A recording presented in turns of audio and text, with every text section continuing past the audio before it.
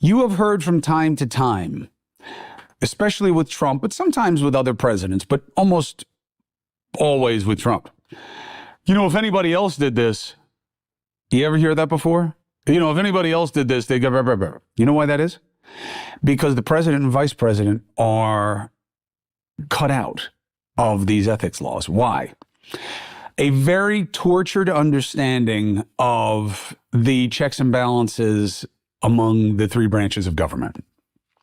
Here was the thinking that if the president and vice president were held subject to a congressionally made rule about ethics, that would be a compromise of the independence of the executive over the legislative branch. I'm telling you, it doesn't work for me, but it worked for those in power, and it's never been challenged in the Supreme Court and changed.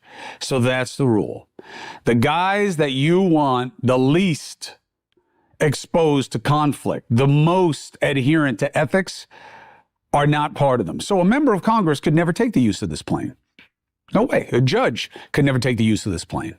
No way. Some bureaucrat working in the IRS could never take this plane. But the president of the United States can. Now, why else does it matter? Because Trump is supposed to be a disruptor of norms that we don't like, and a big middle finger in your face of a country showing that it has access to your power structure is exactly the root cause of so many of the problems that we have.